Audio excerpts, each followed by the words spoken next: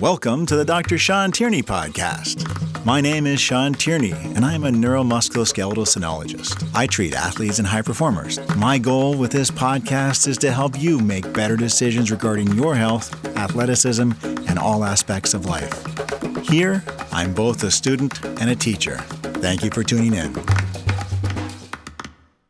Hello, this is Dr. Shawn Tierney, and welcome to the Dr. Shawn Tierney Podcast. Today, I'm honored to have a good friend of mine and one of my favorite athletes in the world, Connor Baxter.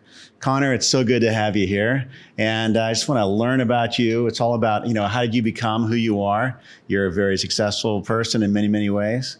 So, let's get into, your life. How did it start? I mean, you were born to a pretty athletic family. Yeah. And then tell me your first 5 years, your 5 to 10. Let's go through the Connor Baxter story here. Well, stoked to be here, man. And like you said, good friend, and you've been keeping me in top shape for many years. So stoked to be here and on the show. And the life in Hawaii is pretty unique. You're surrounded by water. So you either take advantage of that or you kind of run away from that, and then you kind of hop off the island at a pretty young age. But my parents were both super into windsurfing, dad into surfing and all the above. And from a young age, he really instilled to take advantage of the conditions, take advantage of the opportunities, and not just be so one-minded, like, oh, I'm just going to surf or I'm just going to do this. And from a young age, I adopted that with surfing, windsurfing, paddling, all the above, anything that could get me more water time.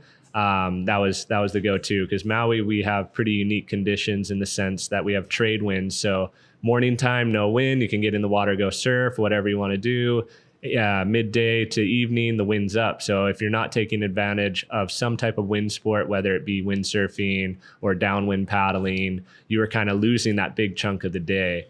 And it just flowed like that. I just got super into it. That's all I wanted to do. I wanted to skip school and go to the beach and either be surfing or paddling and all these things. And it was a pretty fantastic way to be brought up, because the water teaches you so much. It's a place where you can't overpower it. You can't really be stronger than that. So you kind of have to surrender and then learn how to adapt and then thrive in those kind of uncomfortable situations. Yeah, you're being super present. You're really in touch with that's definitely a nature. Big thing as far as not even just like as an athlete or that, just as a human, just going into the water and being present. You have to, and especially in places like Hawaii, where you have conditions changing all the time. You have pretty rough, wild seas, big waves. So if you're not on top of your game and you're not being present and you're thinking of something else, that's normally and usually when you get wiped out and cleaned up by a set, for sure. Yeah, and you had a unique experience, because you were a professional athlete at like what age? When did you start competing and touring the world? This started at pretty young. Yeah, age, I started competing in windsurfing at 8 years old. 8 years old. Yeah, and did a couple big contests in Hawaii. There's like some summer series going on for racing. We had a big channel crossing. So at like 8.5, I windsurfed from Maui to Molokai, and wow. I think still the youngest guy to do that. And then around 11 years old, I did a few of my first international trips for windsurfing. Where were they? And those were Asia. So we did one in the Philippines, a couple in Europe. And that was like when it all kind of clicked and started, because like between the travel, meeting new people, seeing the world, and then still being able to come home and really appreciate it, it was pretty rad to get that experience at a young age.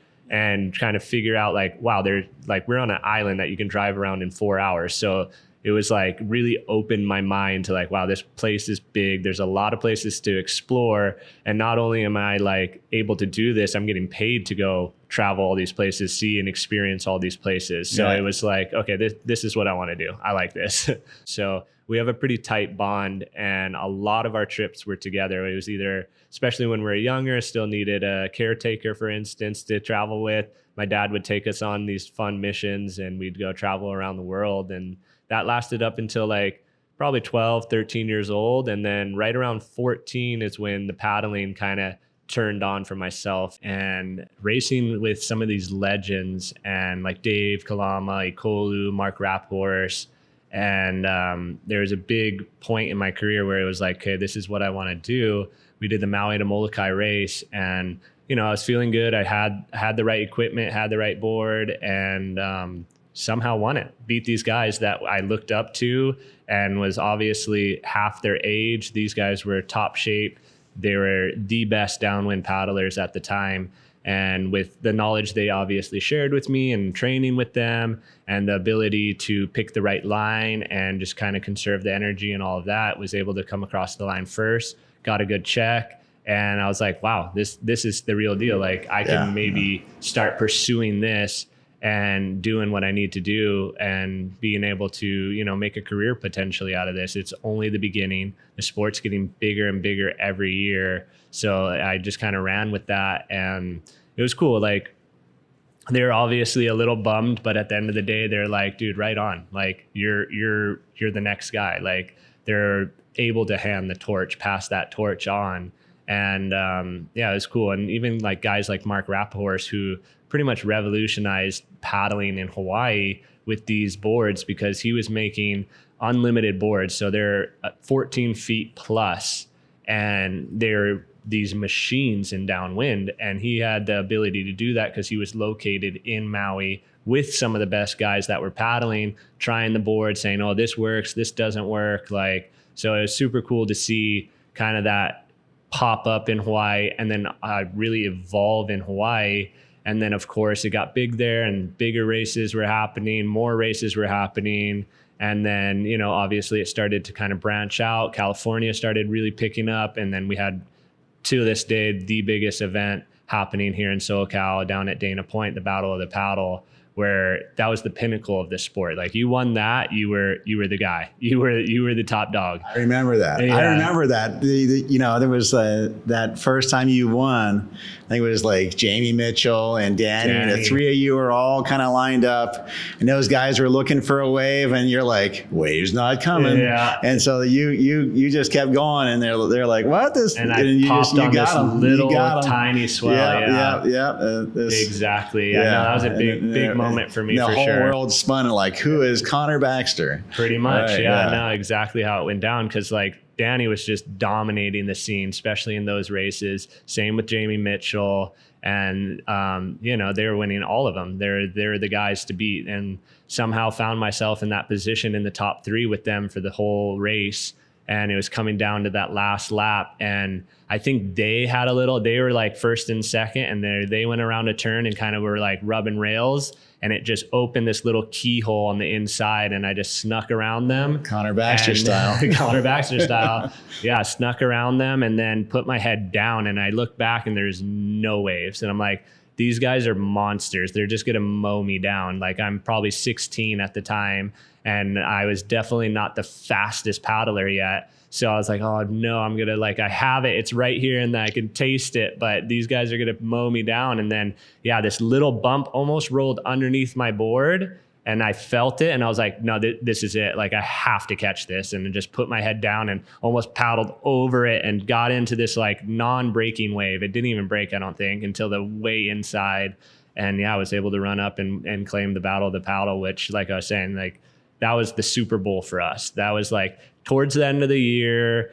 Anyone from Europe, Asia, Hawaii, Cali, the States, like everyone showed up to that race. Like there was hundreds and hundreds of paddlers there. Oh yeah. And huge. It was just thousands huge. Of people, and like thousands of people on the beach watching, huge parties, vendors. Like it was the thing. It was happening, So like it was cool to kind of see the sport go from, like a handful of really solid dudes in Hawaii doing downwind stuff to, that got bigger, more and more, and people caught on, to then like, oh, now we can do it in surf. We can do it in flat water. We can do the sport anywhere, you realize, like it started clicking for everybody that this is the most versatile sport. Like we don't need a holding period. We don't need to wait for wind. We don't need to wait for waves. The race is Saturday, rain or shine, waves or no waves, we're going, And I think that was another big part for me that I really loved, because you really like rely on conditions sometimes, obviously, if you're a surfer or a windsurfer. And paddling, like if you had the will and you wanted to, get after it, you could go. It doesn't matter what the conditions or what's happening. If you had to paddle upwind and grind it out and, suffer a little bit, you can do it. Yeah. That was an amazing day. It was. It was an amazing career, paddler of the decade, right? Yep, so all these different things. All these things for sure. It's been a lifetime in the works. Still is an amazing career. Yeah, for sure. Definitely taken a break the last year and this year, but it's in my blood. It's what I love doing. And especially even today, we were talking about having the race at the national championships down in Oceanside. It's when you don't do it for a little bit and then you get back and get a little taste of that fun and that excitement and that grit that you have to go through and the little suffering, it's just a mix of all these emotions. It's oh, this is sick. This is why I do this. Oh yeah. Yeah. That's great. I mean, and then your dad instilled a lot of wisdom and respect for other people and other communities. Tell me about what your dad instilled in you. What did you get from your dad? Yeah, dad is a huge role model. My superhero dad. Just work ethic. That guy will work until the bones fall off. He's 75 now and he's still doing channel crossings on his boat. He's doing construction. He's doing this, fixing a roof, building a fence. So he just has a really good work ethic that instilled into me at a really young age. And then the amount of aloha that guy has and has shared with me and everyone has been a big pinnacle to who I am and who I want to be. Because at the end of the day, winning is awesome, but the next generation is already chomping at my heels and they're already here. So they're going to be the new names coming onto the scene. And I want to be remembered, not only just was he a champion and a great paddler, but he was a good guy. Because there's a lot of guys out there that are just next level superhero, the GOAT of their sport. But then you get to know him and you're like, oh, this guy's kind of like a tool, he's not the coolest guy, he's so just in his world and it's him and that's it, So that was a big thing my dad instilled with me. And not only aloha and respect for people, but the respect for the water, because that's our playground. So whether it's taking care of it, picking up trash, and then also understanding that it's bigger than me and I am not going to overpower it and I'm not going to be stronger than it. So I have to figure out a way to kind of utilize the ocean, surrender to it, but then at the same time, just adapt and evolve and be able to thrive in it. And that was a big thing he taught to me from a young age, from body surfing at the beach to windsurfing, not fighting the wind, using the wind as your friend. And that just was stepping stones until where I am now. That's great. What about your mom? I mean, mom was a super athlete too, and a different type of personality, but amazing, right? Yeah, so different personality for sure. She was the really focused, and that discipline of mindset was a big one from her. She had that mindset of kill or be killed. You're gonna win. Yes, you're gonna win. You're doing this. The positive mindset and outlook on races, and that's been a huge role in my whole career. Is really kind of visualizing and picturing myself winning, and at the same time going into it with the mindset of winning too, because my dad's the more happy go get 'em, yeah, whatever happens, happens. You got this. I love you no matter what. Where my mom's like, no, you're winning this. And if you do, you're going to get a Reese's after. I'm like, okay, perfect. We're on. Yeah. There's a story behind the Reese's, right? There's a story about the Reese's. That was the Molokai race. It was always that was my go-to sweet treat. And training for it, I wasn't allowed to have it. But if I won, my mom would go get a huge Costco pack of it and they'd be ice cold on the cooler. So as soon as I crossed that line, and whether I got first or top 3, I had a good result, that was the reward at the end of the race for sure. Yeah, you got to have the rewards. The rewards are all about it. You have that motivation behind it. And at the time it was Reese's, and then it evolved to, making a career, making money, to then now being able to provide and, take care of my family. And it's just how it goes. Oh, yeah. Well, you've had some tough times. You had some tough competitors. I mean, you spent a lot of years traveling the world. At a certain point, it's not as much fun to travel the world, right? For sure. Still, I think you appreciate it as much as possible. For sure. It kind of was this section of this is the greatest thing. I'm so grateful. This is amazing. And then it got very serious. Competition got stiffer. There was more prize money, more sponsorship on the line. And then it was just kind of tunnel vision for a little bit. And I was just kind of look up and I'm like, oh shoot, I'm already getting on the plane and leaving. I don't even know where I just was. I didn't even get to see or experience it. And then the last like few years, I've been really trying to tune back to that and really just immerse myself into the location that I'm at. And it was good because it just got me grounded. It made me super appreciative and grateful to just be there. It kind of alleviated some of that stress of like just kind of hyper focused on the race and worrying about it. So, you know, it's good to come back to the roots always. Yeah. Well, you weren't the only one in your family. You had a sister too. So what did you get from your sister? Sis was good. She always just held me accountable, and it was awesome. Like, she is a really great athlete. She didn't really love the competition side or have that kind of like focus of like, I want to be the best, but she was always just super fun, goofy, way more like my dad, and kind of instilled this like, let's just go to the beach and have fun. Like, it still is kind of training. You're getting in the water, but let's just go there and have fun. And she's super good with like connections, meeting people, talking to people, and like, her and my dad are just like incredible in that sense of like, they talked to this person who knew this person who knew that person that ended up coming there, and then, oh, boom, there's a new sponsor. You're like, what? Oh, okay. You know, so she's really good at making things happen and just keeping things light and fun for sure. Wow. And then you met an A, right? Yep. So what happened here? I mean, your whole life kind of turns around on this. Definitely did. Yeah. My parents, we're always like, okay, live your 20s young, wild, free, get that out of your system. And I had that mindset. I was like, okay, yeah, let's just see like what happens. And then, yeah, I met Anae. I graduated high school and she was still in 12th grade. So she was in her senior year, and we were pretty young. We were 18, 19, something like that when we met. And it was just like one of those things that was like, oh, this is the girl. Like, she's super solid. She like doesn't even know anything about like stand up or anything, but she's super supportive already, just even when we were dating. And then, yeah, we went on a few trips together, survived that. So we were like, okay, if we can survive traveling together, we're pretty good. And then, yeah, the rest is history. Now we have 3 kids, married 7 years, and it's been pretty incredible. And throughout that whole process, like, she had a really good opportunity to go to a good school and do that whole university thing. But I was like, or you could just do online and come travel with me. And she did it. She just got her degree online, and we traveled the world together for like 5 years before kids. And it was incredible. It was a great experience. And she was like, what my parents were doing for me, she was there like helping me fill the camel pack up, getting stuff booked, getting things organized and ready and planned out so that I could just show up and perform and not be like worrying about all these logistic things. She's super good at all of that planning, event stuff. Like, that's her deal. So that was a really key component in that, because it allowed me to kind of just get to the event, focus in on what I needed to do, and then kind of the rest of the stuff was just covered and I didn't even need to think about it. So you're coming up to this point where you're about to get married. What are the biggest things in your mind? What have you learned? What are your lessons? What are you going through? How do you see who you are at that point? At that point, it was hard because it was like I was so invested, and my whole identity was SUP and racing and paddling and being world champion. And then it was like, okay, now I'm starting this whole other life.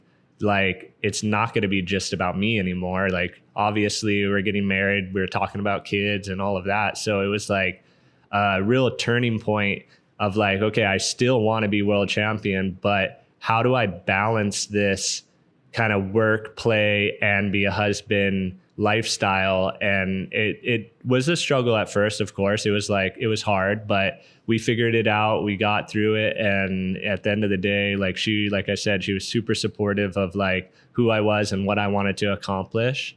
That made it a lot easier for sure.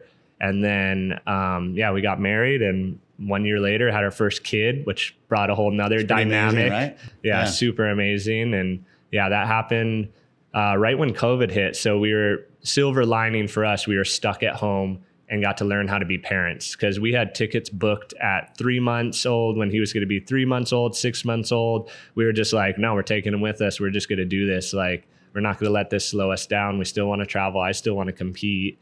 And so COVID hit, all the events, everything got shut down, canceled, and gave my body a year of just no paddling training, kind of reset the body and the mind.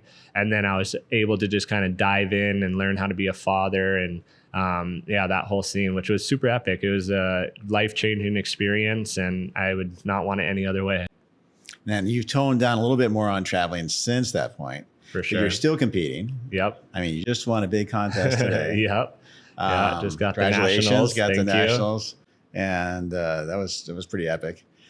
So now you have 3 kids. 3 kids now. And, Yep. and you have another career. Correct. So let's kind of Yeah. let's kind of walk into how that happened, right? Yeah. So it was getting to a point where like sup was everything for me. And I was like, oh, I'm going to do this till the day I die. And between the like sport really shifted a lot to Europe and Asia. So then travel became a little bit more of an issue in the sense that it wasn't like this event that we just had this weekend, 1 flight, Maui to Cali. We're in there. We're super easy. I'm coming for 3 days and then I'm out. No need to worry about jet lag and all this stuff. But now when we're talking about traveling to Europe, you got a 12-hour time difference. So jet lag's a serious thing. You got to get all your boards and equipment out there. And it was just kind of turning into this thing. Okay, now I got to go for a week or 2. Now I'm leaving not only my wife, but I'm leaving baby at home. So it was like, okay, let's try to see what we can do to make this work. And we did it for a while. Like we took Tressel along with a lot of our trips, all the bigger ones that I was going to be gone for a bit. I brought him along. The ones that I could kind of get in and out, I was just going to do that.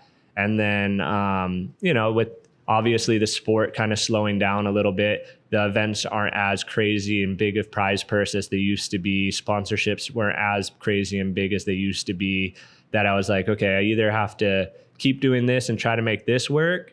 And doing that might have mean moving to California or moving to Europe or moving somewhere where the sport was still alive.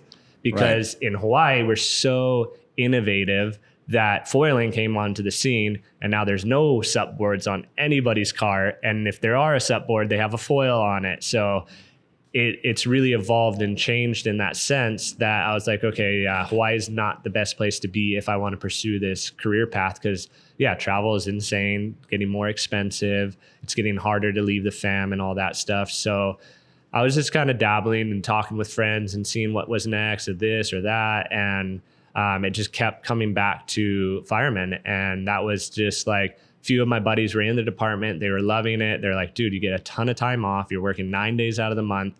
Most of the guys in the department have a second career. So I was like, oh, okay, this could be something, it's a sustainable income, great benefits, keeps me in Maui. And then if I do want to still come and do events and still travel and still be able to compete, I got a ton of time off, like you can take a month off of work because you're only missing 9 days and, go to Europe or go to these events. And the first, like last year and this year have been rough. It was like 6 months of brutal academy, basically boot camp. And then now just trying to adapt and merge into the online life, being in a fire station and things like that. But yeah, the plan and the goal is still to paddle and train. Came out to this event. This year will be a little bit slower, but hopefully next year, once I get a handle and everything, planning on still trying to compete and still keep my name alive in the sport. Good. That's awesome. And keep the sponsorship, a little bit extra second career. Yeah, exactly. And the advantage of being, in the area of Maui where you are a fireman is that you're in kind of a big wave area, a place where, hey, maybe the fireman needs to know how to handle the water really well. For and sure. You're probably the most skilled guy. Yeah, that's my area, right? playground. I grew up, Yeah. Playing in all those bays, all those different surf spots. And yeah, no, it definitely is. Luckily, we have lifeguards as well, so we work together. But at the end of the day, when things get hot and we need to get in there, I'm definitely the guy to jump in there and go for it for sure and make the save. Yeah. Yeah, I think you'd be safely make a lot of saves. I've seen you out there. I mean, you've had little issues here and there in the ocean. I mean, you had the one story where you had when you were foiling, you had the shark incident, which was a little bit hair raising. For me because I got a call like Connor got attacked by a shark. Yeah, we're like, I think my dad called like 30 people within like 2 minutes. Yeah. And like, okay, gotta go. I'm like, wait, but is he dead? Does he have all his limbs? Like, what happened? Right, exactly. Yeah, luckily all limbs, no injuries. Just the foil got torn up and I got bucked off the board. But yeah, definitely. I mean, that's the thing. That's the thing my dad was always instilling into us is like, you're in a domain that's very unpredictable. And whether that's, the critters or the weather or the conditions, right. you got to be able to think on the fly, not panic, slow things down, and figure it out and get yourself out of those situations. And, there was obviously a moment of panic. And then I got back on my board and I was like, okay, take a breath. What are we going to do? How are we going to get out of this? Because the thing was just thrashing on my board and trying to take me out at a certain point. So it was like, okay, let's figure this out. And yeah, just the instincts kicked in and started whacking the thing and let go and set sail. Oh yeah. Well, you made it out okay, which is amazing. Yeah. I think most of us would not have. I think to get back on the board with that thing going crazy, it's Connor Baxter is no problem. The rest of us, I'm not sure, would be okay. It was a hairball situation for sure. And like you said, I've had plenty of flipping boats and being stuck off the point of Jaws where there's huge waves, big wind, and the boat's flipped over. Things, all kinds of crazy stuff. But those stories and those experiences are what make you stronger. That's what makes you ready and more prepared for the next situation that comes up. And a lot of people were like, oh, so how long were you out of the water after, the shark attack? I was like, I was in the water the next day. Like, you can't let those hiccups and those speed bumps set you back. You got to get back up and just keep going.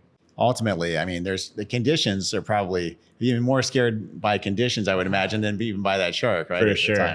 At times, for sure. Definitely during the winter time, Hawaii gets nuts. We're getting 20, 50-foot surf on the North Shore. And that's one of my other hobbies and fun things I love to do is to go big wave surf. So yeah, hairball situations, you're getting held underwater for a while, getting absolutely obliterated, and you got to, pull the vest, get back up, get on your board, and you either got to tap out or you're like, okay, let's get back on another wave.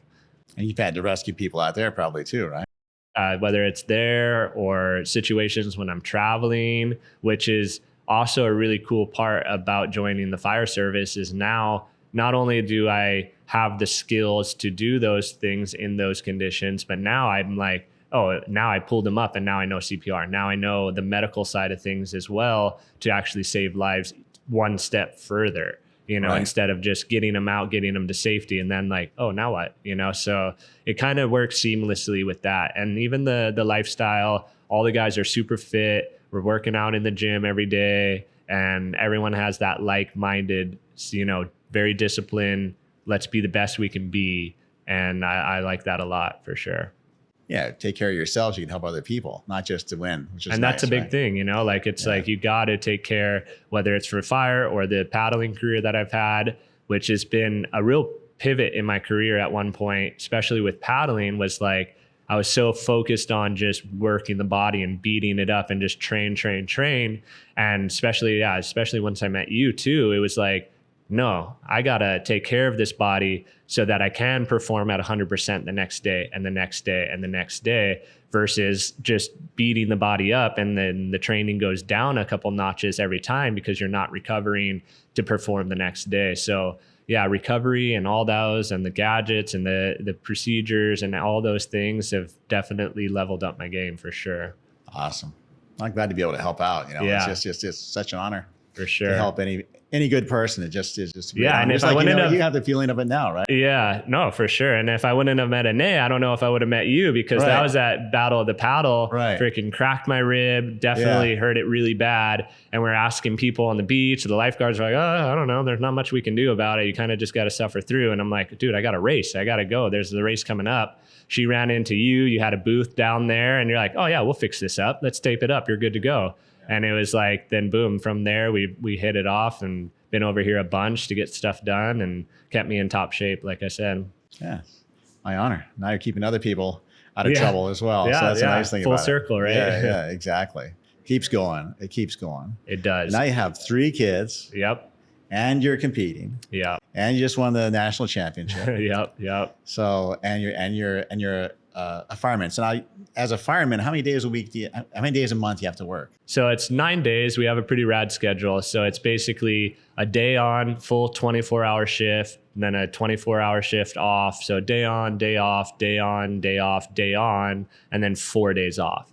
So in between days, and this actually worked out perfect. It lined up with my 4 days off. So I was like, okay, the race is happening perfectly timed with my 4 days off. We're going. Let's do it. Let's get it. Awesome. So yeah, the work schedule is pretty incredible. About 9 days, 10 days out of the month we're working. And like even when we're at the station, if we're not on a call or actively doing something, we're cooking food, talking crap, and working out. So it's a really cool, rad lifestyle. But your son, Yeah. your oldest. Yeah. He's about the age you were, right? When you started dabbling in all this stuff. Yeah. And maybe it's not him. Maybe it's a daughter. I'm not sure. We'll see. How are they looking? Is this athletic thing going to pass on? Or? I hope so. Both of them are super into it. They love the water, and especially at this age, I'm just kind of starting them off how my dad did, is just like play and not keep it very serious. Like not being like, no, we're doing this. You got to learn this move today. We're doing a train. It's just play. And that's how my dad really, that was the difference between my mom and dad. Dad was like, play is good. Like have fun while you're doing it. Don't get stuck in this structured out thing, which not saying that's a bad thing, but there's a good balance to it. Where my mom was definitely structure. You need to work, you need to train, you need to paddle, you need to get this done. And what is really cool to have both of those perspectives, because it allowed me to kind of form my own path right in the middle. And that's kind of what I'm trying to share with my kids right now, for sure. It's just, let's go to the beach. Let's go have fun. Come paddle with me. Come on my board. Let's go surf. Then that's how it starts, just getting that bug excited. And then they're like, from there, they're like, oh, can we go to the beach today? I want to go body surf. I want to go boogie board. I'm like, let's go. Let's do it. Yeah. Well, there's a lot of other athletes that are having kids, that are getting married. For sure. And they're traveling a lot. Yep. So what advice do you have to these other young athletes that are starting a family? And how do you make this system work? Make the system work. I mean, the biggest thing is make sure you and wifey are good. Like if you guys are good, you guys are pretty much unstoppable. So make sure that's all tight and that's good. And you both are aligned on the same path of like, okay, like whether it's the mom or the dad that's wanting to travel and compete, like the other one needs to understand what that means to them and be their number one fan, the biggest supporter, so that is a big sacrifice from the other half for sure. So that is a big thing. And then especially if you're having kids, is just kind of going with the flow of things, like not having such a very rigid, like before I'd go on a trip, I'm like, okay, I have to arrive on Tuesday. That's my decompress day. Wednesday, Thursday, I'm getting on the water. Friday, I'm resting. Where with kids, it was like, okay, let's just see what happens. Like we're going to go, we're going to do this. There's just too many variables, like with nap and snack and crankiness and this and that. It was like, we made a plan, and then when it didn't happen, then we're like flustered. We were like, oh man, this is I didn't get my one training in, or I didn't rest that day. Like this is going to affect my race. So you can't let those little things affect you, and just be willing and open, especially if you have the time to. Showing up to the event a week or two early is a huge one. That one for us was really nice because allowed us, the kids, all of them to kind of get acclimated, adjusted to the time wherever we were. And it gave the wifey or the other half a little bit of like play time too. Like, okay, let's go be tourists for a few days and not worry about the event. And then boom, okay, we're closer. We're all adjusted. We're ready. We're already here. Let's get like what I need to get done for this week. And then that's a big one for sure. Perfect. Remember I said, I'm not sure if it ever made a difference. I always said, hey, the one trick you gotta do when you're getting married, and when you have a girlfriend or whatever it is, you have to read her mind. That is a big one. Yeah. That is, if we had that superpower. Yeah. She reads your mind for sure. Yeah, they're good at that. If you can you got to remind yourself, okay, I got to anticipate her needs as much as she anticipates mine. And I think that you just got to come up with little tricks, instead of asking her, where do you want to eat tonight? You're like, oh, I was going to take you to that really special place you've been wanting to try. And she's like, no way, we're going there. And she says the name of the restaurant. Yeah, that's where we're going. You got to find the tricks. You got to find the tricks. You got to have these things, right? You got to make it work. Yeah, for sure, man. Yeah, no, it's great, man. It's like winning a big world championship is very temporary. It's like something that comes and goes. The next weekend, there's already another event. Where this process and this where I am right now in life, raising a family and kids, this is forever. This is like something I'm going to be spending the next 50 years doing, and the paddling thing, you can't do it forever at a high level. I'm going to paddle. I'm going to be in the water until the day I die, 100%. But at a high level, being at the top of the podium every single time is pretty unlikely. So this is like a great next step to whether they're super into competing or not, I don't care, but it's like the next challenge, the next thing to accomplish.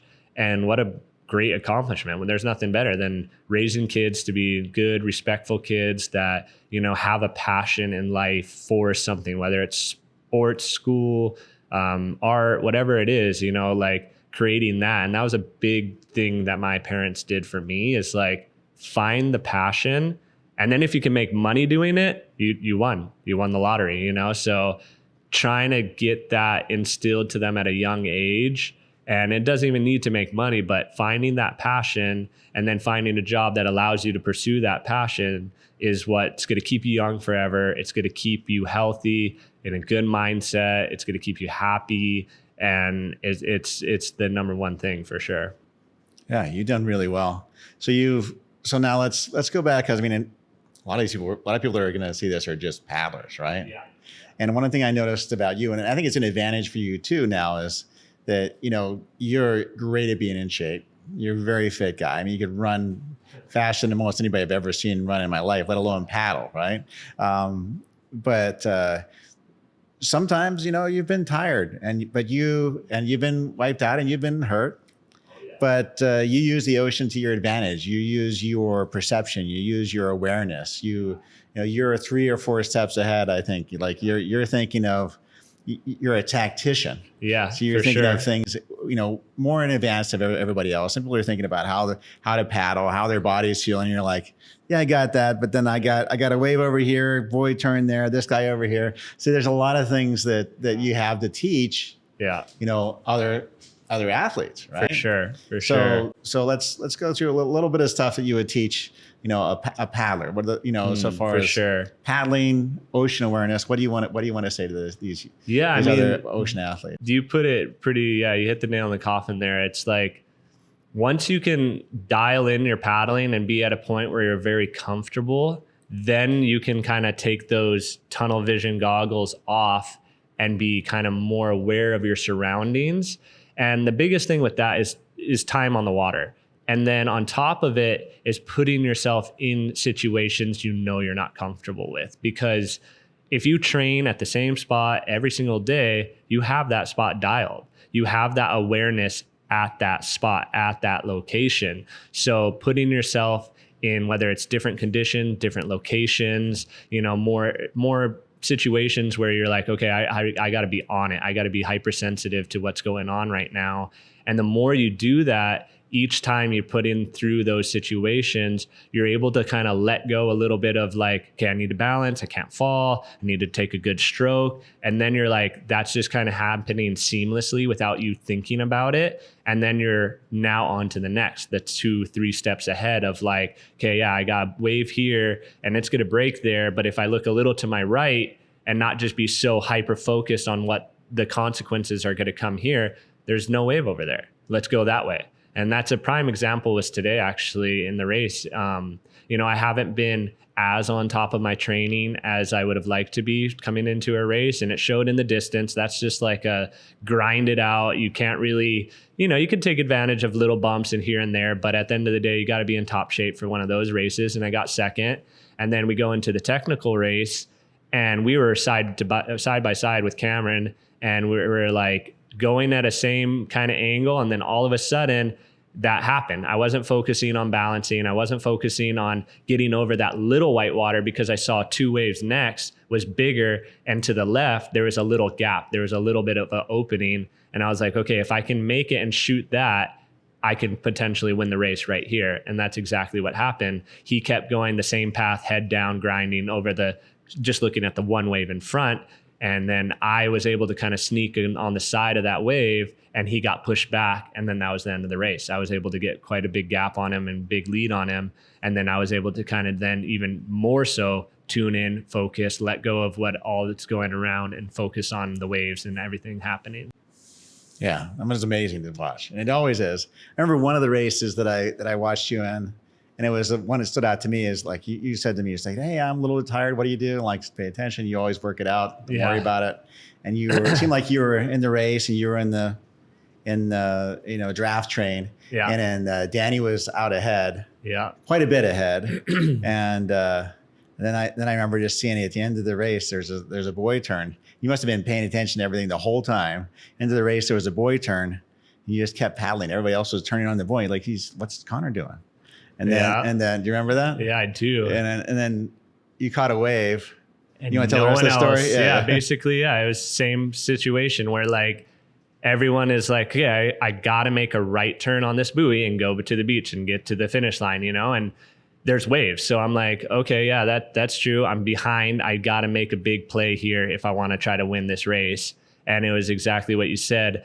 I just saw that there was more consistent waves breaking a little bit further down, and it required to like just paddle a little bit past the buoy. But instead of having to paddle halfway into the beach, there's waves breaking further out over there. And I was able to kind of just sneak onto a wave there. And then I had to surf it back. But once you're on the wave and you have the ability to surf those race boards, it was a lot easier than trying to paddle through and grind your way all the way in. So it's those little situations. And on top of it too, this happened before the race. This pre-planning, this kind of idea was happening well before the race. Okay, I got you. So I'm noticing it, I'm seeing it, and then we're going and racing. I'm like, okay, if there's an opportunity and if I'm in front, okay, well, let's just make the turn and go to the beach. But if I need to make a move or get ahead or something, I know I have this in my back pocket. I know there's this little zone here that potentially can make it or break it for me. And those are things that, instead of just showing up, 10, 15 minutes before the race and putting your hat on and going, showing up to the beach a few hours before, paddling the break the days before, and actually getting acclimated and used to those conditions. And that's a big thing, like a lot of people will just show up and do the race and then, okay, on to the next, where I really do believe in getting there, practicing on the location. Even though the buoys are not set up, I got that course memorized in my head. I'm trying to follow those lines and trying to get it as close as I can. And then that's when it happens. It's like, oh, well, there's waves here and there's not waves here. If they put the buoy here, then there's going to be something I need to make a move on here. Yeah. And that's what I think that makes a difference, because you've been probably the most consistent champion in stand-up over, the years that you were involved, for sure. Correct, yeah. So that's been true for you for a very long time. Sure, and a big part of it has been the ability to adapt.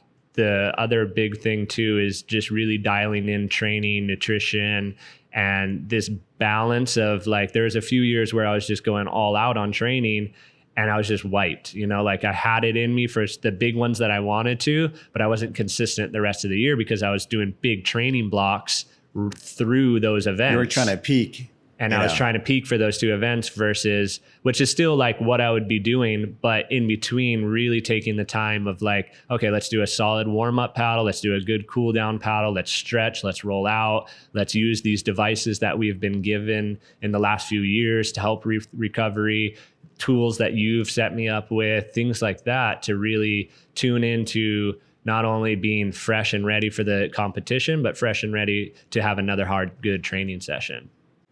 That's great. I mean, I think the adaptability that you've developed is definitely worth teaching. Yeah, so, and that's a big one too, because a lot of people ask me how, and it's like I got to figure a way to put it into words.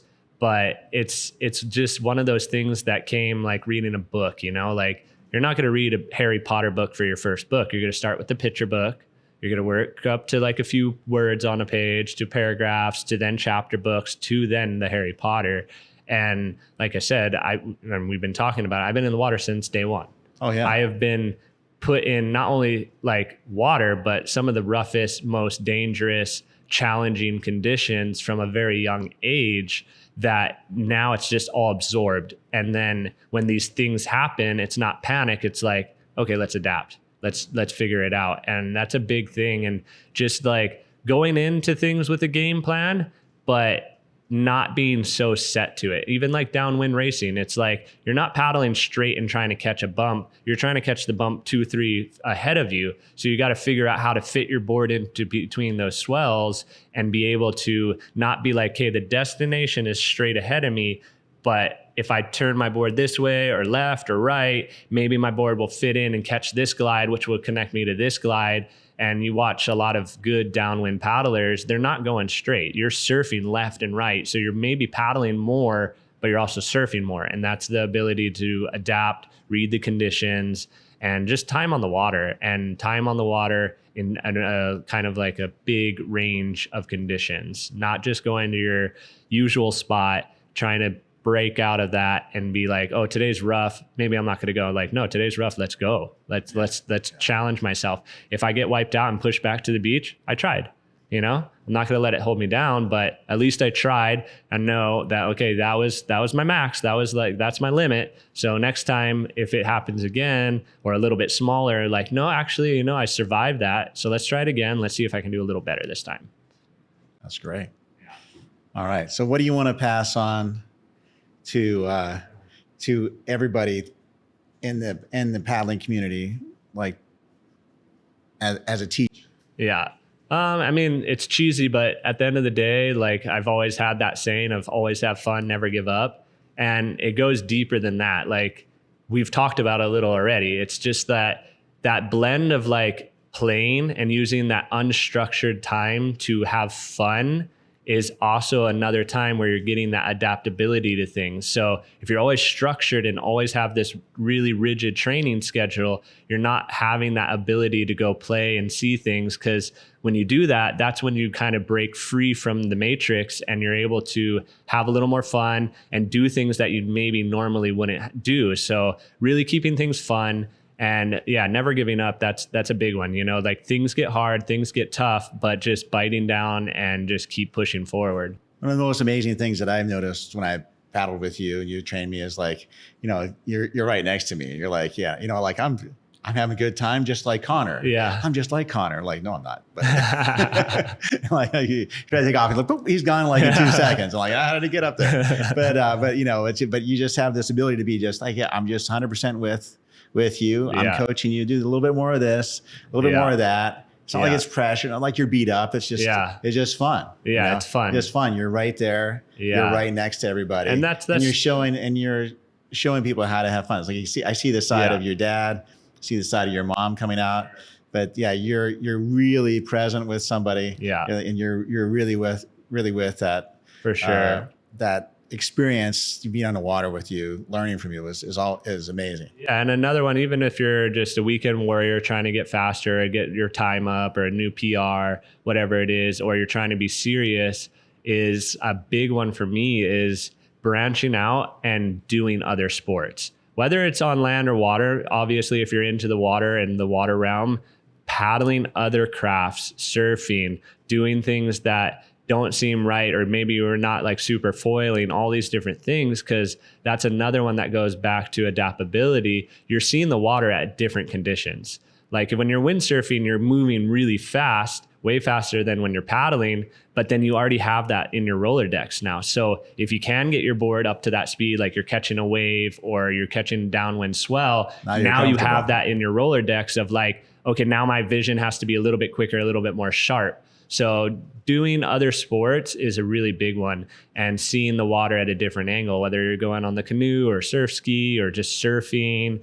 And it goes back to that unstructured play too, like take those times to try a different toy, try a different watercraft, and have a little bit of fun. Don't have to have this strict, rigid routine, and break away from that a little bit, have a little fun, and try a new sport, or even just go on a race board, but instead of doing laps, do, a downwinder or go in the surf or things like that. Yeah. I think it's amazing what you've been through. I just got to talk. You kind of had an adversary too. I remember for a few years, right? So, I mean, I'm sure you learned a lot from that experience too. So you want to talk a little bit about your adversarial relationships? Yeah, for sure. I mean, that at the end of the day grows us into who we are. Like you have to have those kind of challenges and situations. And what it does, it teaches you of like who you are and what you want to do. And then it also lights that fire. It lights that fire of like, oh no, like I got to do better this time. I gotta crank it up. I'm going to go hit the drawing board. I'm going to train harder. I'm going to do this. So at the end of the day, like, and that's what makes sports exciting and fun for competitors, for people watching and all the above, you know, like it makes it exciting. When you have that, it makes it like, oh, who are we rooting for this time? What are we going to do this time? You know? So I think the thing too that I noticed is like because sometimes people would pull things that maybe weren't as unethical, you know, on you. A couple times. You know, yeah, a couple times, right?